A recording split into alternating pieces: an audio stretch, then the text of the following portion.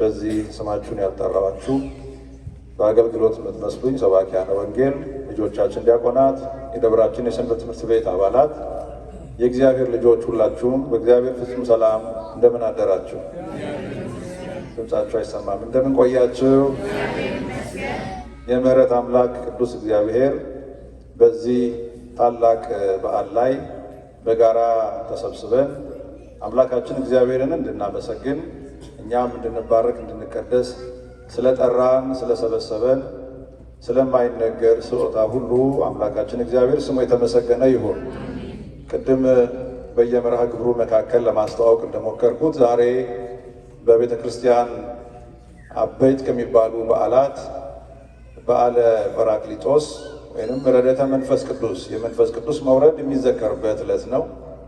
በዚያ ለሐዋርያት የወረደው የመንፈስ ቅዱስ ጸጋ የቅዱሳን ሐዋርያትን አገልግሎት የተጀመረበት ዕለት ነው።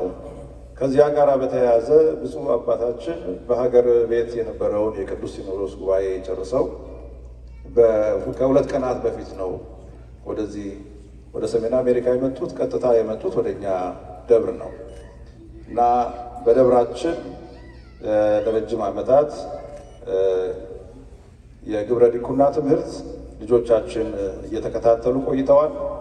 ባለፈው ዓመት እንዲሁ በሰሙነ ትንሣኤ በርከት ያሉ ልጆቻችን ሲመተ ዲቁና ተሹመው እስካሁን ድረስ በቤተ ክርስቲያን አገልግሎት እያከናወኑ ነው እና የትምህርቱ ሂደት ስላላቋረጠ አሁንም ደግሞ 21 የሚሆኑ ልጆቻችን ዳግም ለዚህ ለተመረጠ አገልግሎት ተባርከዋልና ይህንን ላደረገ አምላካችን ከፍ አድርገን እግዚአብሔርን እናመስግነው።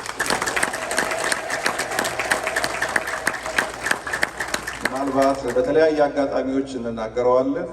የልጅ ድምፅ የማይሰማባት ቤተ ክርስቲያን የሞተች ነች ይላሉ ሊቃውንት። የቤተ ክርስቲያን ቀጣይነቷ ተስፋዋ የሚታየው ልጆች ተተኪዎች ሲኖሩ ነው፣ እነሱን ስንመለከት ነው እና በአንድ ጊዜ እንግዲህ አሁን በደብራችን ከ50 በላይ ዲያቆናት አሉ። ልጆች እየተርመሰመሱ ነው ለምስጋና እግዚአብሔርን ለማመስገን እየተርመሰመሱ ነው። ከፍ አድርጋችሁ እግዚአብሔርን አመስግኑ። ወደ ቀጣይ መርሃ ግብራችን ከመሄዳችን በፊት ዛሬ ሲመተ ዲቁና ያገኙ ልጆች ወላጆች ቅድስት ቤተ ክርስቲያን ነች ልጆቻችን እንዲባረኩ የእግዚአብሔርን ቃል እንዲመገቡ እየደከመች ያለችው እና ይህንን በኃላፊነት የወሰዱት ደግሞ አባቶች ደግሞ እንደ ድካማቸው መጠን ልናመሰግናቸው እና ፍቅራችንን ልንገልጥላቸው ይገባል በማለት ስጦታ አዘጋጅተዋል እና የመጀመሪያውን ስጦታ ያዘጋጁት ለክቡር አባታችን ለመላከ ስብሐት ቆሞስ አባ ኃይለ ኢየሱስ ነው። ብፁዕ አባታችን ብፁዕ አቡነ ቴዎፍሎስ እንዲሰጡልኝ በአክብሮት እጠይቃለሁ። ታርጋችሁ እናንተ አመስግኑ።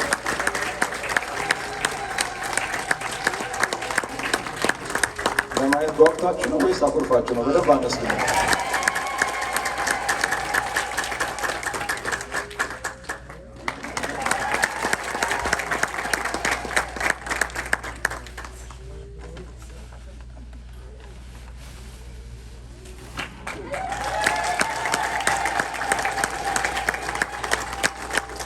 በቤተ መቅደሱ እኛን የሚያገለግሉበት የሚባርኩበት ይህን ያማረ የመቀደሻ ልብስን ያበረከቱት እግዚአብሔር የተመሰገነ ይሁን። ከፍ አድርጋችሁ አመስግኑ።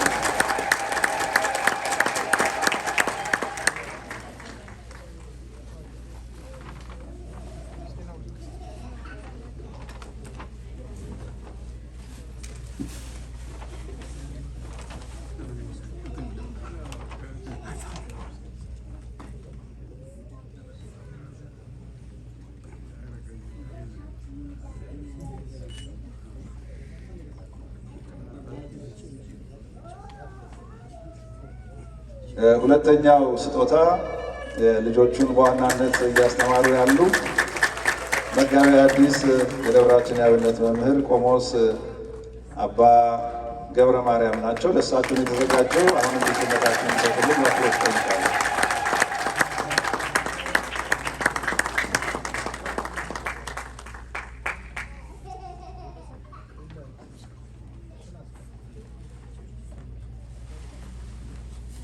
ንሴብሖ ንሴብሖ ለእግዚአብሔር ንሴብሖ ንሴብሖ ለእግዚአብሔር ስቡሕ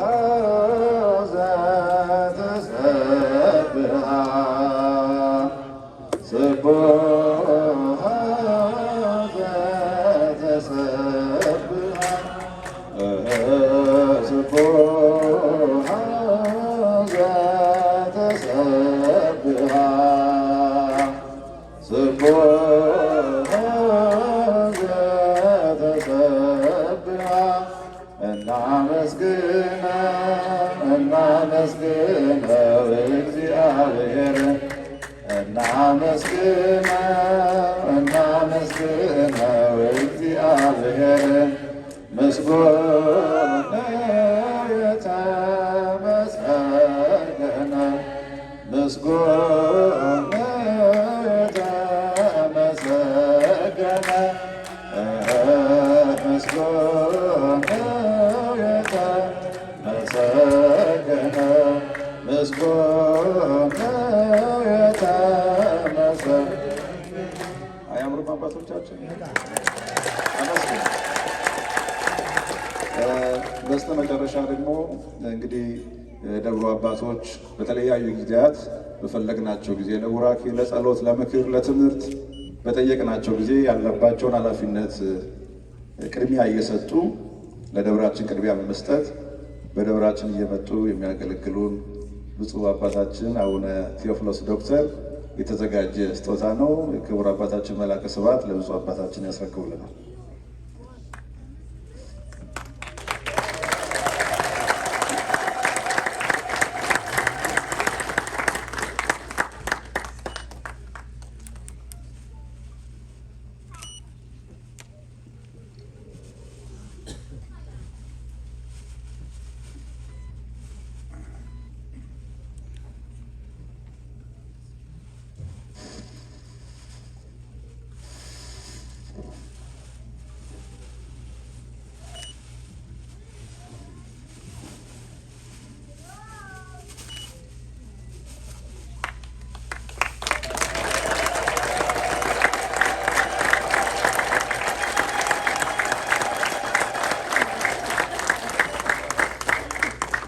አባቶች እንዲሁ እንዳሉ አንድ መልእክት ክቡር አባታችን መላከ ስብሐት ይናገሩና እሱን መልእክት ሰምተን መርሐ ግብራችን እንቀጥላለን። እሺ፣ ብፁዕ አባታችን ብፁዕ አቡነ ቴዎፍሎስ ዶክተር እንኳን አደረሰዎት። አንድ ጊዜ አመስግኑና አባታችን። ብፁዕ አቡነ ቴዎፍሎስ ዶክተር በደብራችን ትልቅ ቦታ ያላቸው በእያንዳንዳችን ልብ ትልቅ ስፍራ ያላቸው አባት ናቸው። ይህንን ደብር ቤተክርስቲያናችንን አጠቃላይ በዚህ አካባቢ ያሉ አብያተ ክርስቲያናትን በሁለት መጀመሪያ በክህነት በቁምስና ሰፊ አገልግሎት ሰጥተዋል ለረጅም ዓመት።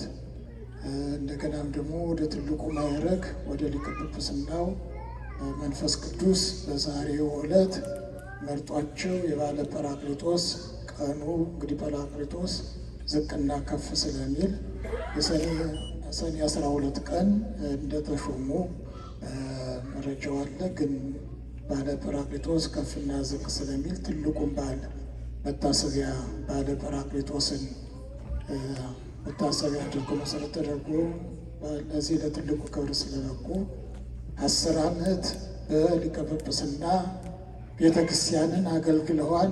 ዛሬ ደግሞ ልጆቻቸውን ሹመዋል። በተሰጣቸው ሀብት በተሾሙበት ዕለት ዛሬ 21 ልጆች በቤተ ክርስቲያናችን ለአገልግሎት ባርከው ብቁ አድርገውና እንኳን ለ10 ዓመት በጵጵስና ዘመናዊ መሰረት ወዳጃቸው ቤተክርስቲያን ወዳጆቸው ስጦታ አቅርበዋል።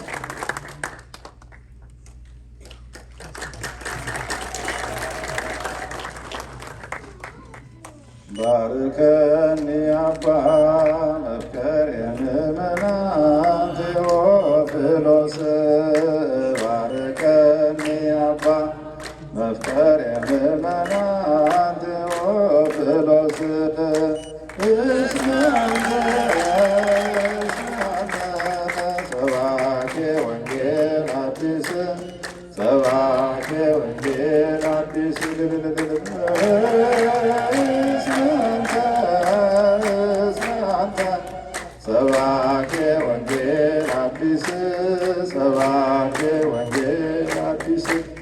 እግዚአብሔር የተመሰገነ ይሁን። የመጨረሻ አንድ ስጦታ በቤተ ክርስቲያናችን በተለያዩ የበዓላት እንዲሁም መርሃ ግብሮች እናዘጋጅ በነፃ የቪዲዮግራፊ አገልግሎት የሚሰጠን በአሃት አብያተ ክርስቲያናት በኤርትራ ኦርቶዶክስ ተዋሕዶ ቤተክርስቲያን የሚያገለግል ወንድማችን ማይክ የጂኤስ ኤልሳ ስቱዲዮ ነው እና እርሱን በተለይ የደብራችን ሰንበት ትምህርት ቤት በጠራው ጊዜ ሁሉ መጥቶ የሚያገለግል ወንድም ስለሆነ ደብራችን አንድ ማስታወሻ ልናደርግለት እንወዳለን በማለት ለእሱ የተዘጋጀ ነው። ወንድማችን ከብፁዕ አባታችን መጥተህ እንድትቀበል በእግዚአብሔር ስም እንጠይቃለን።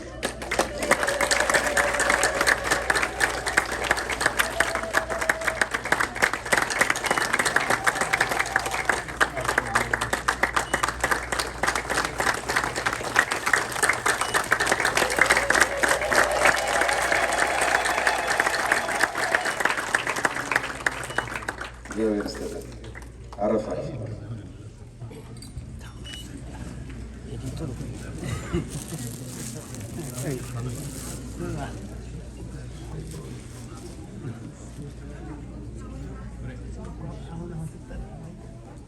እንግዲህ ለሚቀጥሉት ጥቂት ደቂቃዎች በዓሉን በተመለከተ ትንሽ መልእክት እንዳስተላልፍ ብፁዕ አባታችን መመሪያ ስለሰጡ የብፁዕነታቸውን ቃል ታዝዤ ለጥቂት ደቂቃዎች የእግዚአብሔርን ቃል እንማማራለን። የሚያስተምር ማን ነው? የሚያስተምር ማን ነው? እግዚአብሔር ሁላችንን የሚያስተምረን። ዛሬ የቅድስት ቤተ ክርስቲያናችን አበይት በዓል እንደሆነ ቅድም ተነጋግረናል። በቅዳሴ ሰዓት ከተነበቡት የቅዱሳት መጻሕፍት ቃል መነሻነት ለጥቂት ደቂቃዎች እንማማራለን። ወተምዕሉ ኩሎሙ መንፈሰ ኃይል፣ በሁሉም መንፈስ ቅዱስ ሞላባቸው። የሐዋርያት ሥራ ምዕራፍ 2 ቁጥር 4 ላይ ያለ ኃይለ ቃል ነው። ከኔ በኋላ ትላላችሁ እስቲ በሁሉም መንፈስ ቅዱስ መላባቸው። መንፈስ ቅዱስ በሁላችን ላይ ይደርብን። እንግዲህ የዛሬው ዕለት በዓለ ጰራቅሊጦስ ይባላል። ጰራቅሊጦስ ማለት የግሪክ ቃል ነው። መነሻው አጽናኝ ማለት ነው። የሚያጸና፣ የሚያጽናና፣ የሚያነጻ ማለት ነው እና ይህን በዓል በቅድስት ኦርቶዶክሳዊት ተዋሕዶ ቤተክርስቲያን ከሚከበሩ አበይት በዓላት መካከል አንደኛው ነው እና ዛሬ ይህንን በዓል ስናከብር የጌታን ትንሣኤ ካከበርን 50ኛ ቀናችን ነው። እግዚአብሔር መንፈስ ቅዱስ ለቅዱሳን ሐዋርያት እና ለመጀመሪያይቱ የቅድስት ቤተ ክርስቲያን አባላት የወረደውም በ50ኛው ቀን ነው። ጌታ ከተነሳ በ50 ቀን በበዓለ 50 ወይንም በዳስ በዓል ላይ ነው እግዚአብሔር መንፈስ ቅዱስ ለመጀመሪያይቱ ቤተ ክርስቲያን የተገለጠውና ይህ በዓል እጅግ ትልቅ ስፍራ ከሚሰጣቸው በዓላት አንደኛው ነው። የቤተ ክርስቲያን ተስፋ የተፈጸመበት በዓል ነው። ጌታችን መድኃኒታችን ኢየሱስ ክርስቶስ በሥጋዌው ዘመን ቅዱሳን ሐዋርያትን ሲያስተምር እንዲህ የሚል ተስፋ ሰጥቷቸው ነበረ። ሁላችን እንደምናስተውለው ሐዋርያት ጌታን አምነው እርሱን ተከትለው የቃሉን ትምህርት ወደው የእጁን ታምራት አይተው ሊከተሉትም ይህንን ሰማያዊ ኃይል ከመቀበላቸው በፊት ልባቸው በምልኡ የጸና አልነበረም። የመወላወል ነገር ይታይባቸው ነበረ። የመፍራት ነገር ይታይባቸው ነበረ እና በአንድ ወቅት ጌታ እኔ ወደ አባቴ አርጋለሁ ብሎ ተናገረ። የዚያን ጊዜ ደቀ መዛሙርት እጅግ ተረበሹ። አንተ ከኛ ከተለየህ፣ አንተ ከኛ ጋር ካልሆንክ የሚያበረታን ማን ነው? የሚያጸናንስ ማን ነው? የሚል ሐሳብ በልባቸው ይመላለስ ነበር። ጌታ ግን እንዲህ አለ፣ እኔ ከአብ ዘንድ የምልክላችሁ አጽናኝ እርሱም ከአብ የሚወጣ የእውነት መንፈስ በመጣ ጊዜ እርሱ ስለ እኔ ይመሰክራል አለ። የዮሐንስ ወንጌል ምዕራፍ 15 ቁጥር 26 ላይ። ስለዚህ የዛሬው በዓል ክብር ይግባውና መድኃኒታችን ኢየሱስ ክርስቶስ የሰጠው ተስፋ የተፈጸመበት ትልቅ በዓል ነው። ሙሽራይቱ ቅድስት ቤተ ክርስቲያን በሰማያዊ ሀብት፣ በሰማያዊ ጸጋ፣ በአዲስ መንፈስ የተሸለመችበት ያጌጠችበት ታላቅ ዕለት ነው እና ዛሬ የምንዘክረው ይህ የእውነት መንፈስ፣ ይህ የሚያጽናና መንፈስ፣ ይህ ቅዱስ መንፈስ፣ ይህ ሰውን ሁሉ ከኃጢአት የሚያነጻ መንፈስ በ120ው ቤተሰብ ላይ እንደወረደ ከሰማይ በእሳት አምሳል እንደተቀበሉ በእያንዳንዳቸው ላይ እንደተቀመጠባቸው እንዘክራለን። ብዙ የቤተ ክርስቲያን ሊቃውንት ይህንን ዕለት የቤተ ክርስቲያን የልደት ቀን ይላል። ምን ማለት ነው? ቤተ ክርስቲያን በቀራንዮ አደባባይ ተመሰረተች በክርስቶስ ደም። በትንሣኤው ተስፋዋን አገኘች፣ የዘላለማዊ ሕይወት ተስፋዋን ተመለከተች። በዕርገቱ በሰማያዊው ስፍራ በአብ ቀኝ ተቀመጠች። ዛሬ አገልግሎቷን የጀመረችበት ታላቅ ዕለት ነው። ለዚህ ዕለት ሁላችንንም እንኳን አደረሰን። ክብር ለእግዚአብሔር ስጡ። ሁላችሁ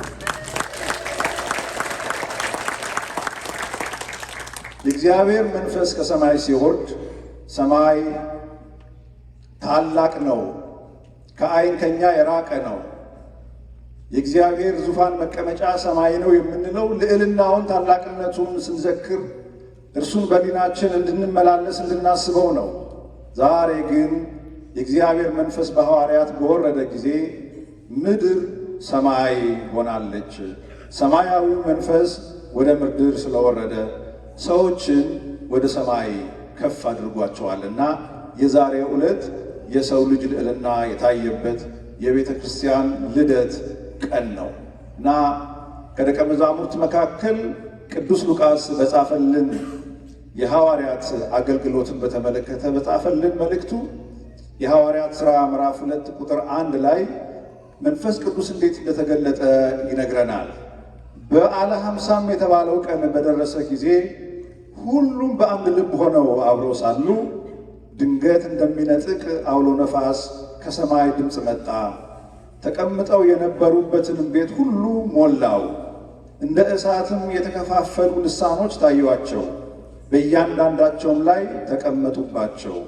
በሁሉም መንፈስ ቅዱስ ሞላባቸው፣ መንፈስም ይናገሩ ዘንድ እንደሰጣቸው በሌላ ልሳኖች ይናገሩ ነበር ብሎ ነግሮናል። 4 ነገሮችን ማስተዋል እንችላለን። የመጀመሪያው የሚነጥቅ አውሎ ነፋስ ተከስቶ ነበር። የእግዚአብሔር መንፈስ ከሰማይ በወረደ ጊዜ በኢየሩሳሌም በዛች በጸሎት በሚተጉበት ጊዜ ቅዱሳን አባቶቻችን እመቤታችን ቅድስት ድንግል ማርያምን መካከል አድርገው ሲጸልዩ፣ መጸለዩ ደግሞ እንዴት እንደሆነ ሲገልጽልን በአንድ መንፈስ ሆነው ሲጸልዩ ነው። ክርስቲያኖች ጸሎታችን በአንድ መንፈስ ሊሆን ይገባል። በአንድ ልብ ልናቀርብ ይገባል። የተለያየ ሐሳባችንን ይዘን መጥተን አንዳችን ከአንዳችን ጋር በምድራዊ ጉዳይ የተጋጨንባቸውን ሐሳቦች ሳንተው የምናቀርበው ጸሎት እንኳን የእግዚአብሔርን መንፈስ ከሰማይ ሊያወርድ ቀርቶ እኛ እርስ በርስ የምንፈልጋቸውን እንኳን ጉዳዮች አይከውንልንም። ክርስቲያኖች ብዙ የምንጨነቅባቸው ሥጋዊ ጉዳዮቻችን እንኳን እንዲከወን ከፈለግን የምንጸልየው ጸሎት፣ የምናቀርበው ምልጃ በአንድ መንፈስና በአንድ ልብ ሊሆን ይገባል እና የሚነጥቅ አውሎ ነፋስ በዚያ ነበረ ይለናል። ይህ ነፋስ ተራ ነፋስ፣ ተፈጥሯዊ ነፋስ አይደለም። ሰማያዊ ኃይልን የሚገልጥ ነፋስ ነው። ጌታችን መድኃኒታችን ኢየሱስ ክርስቶስ ስለ መንፈስ ቅዱስ ምስጢር ሲናገር በዮሐንስ ወንጌል ምዕራፍ 3 ነፋስ ወደ ወደደው ይነፍሳል፣ ድምፁንም ትሰማዋለህ፣ የመንፈስ ቅዱስም ሥራ ልክ እንደዚህ ነው፣ በሥራው ይገለጣል ብሎ መንፈስ ቅዱስ በነፋስ እንደሚመሰል ነግሮን ነበረ። ይሄ ለቅዱሳን ሐዋርያት መንፈስ ቅዱስ በወረደ ጊዜ የታየው አውሎ ነፋስ የመለኮትን ኃይልና ግርማ የሚያሳይ ታላቅ ክብር ነው። ቅዱስ ዮሐንስ አፈወርቅ ይህንን የሐዋርያት ሥራን በተረጎመበት ድርሳኑ እንደዚህ ይላል። የነፋሱ መምጣት ድንገተኛ መሆኑ፣ እንደ አውሎ ነፋስ መጮኹ የመንፈስ ቅዱስን ፍጹም ሥልጣንና ማንም ሊቋቋመው የማይቻለው ኃያል መሆኑን ያሳያል። እንደ ነፋስ የመጣው ይህ መንፈስ ቅዱስ ድምፁ ኢየሩሳሌምን ያሸበረው ይህ አውሎ ነፋስ የእግዚአብሔር መንፈስን ኃያልነት የሚገልጽ ነው። ታዲያ በሐዋርያት ላይ በወረደ ጊዜ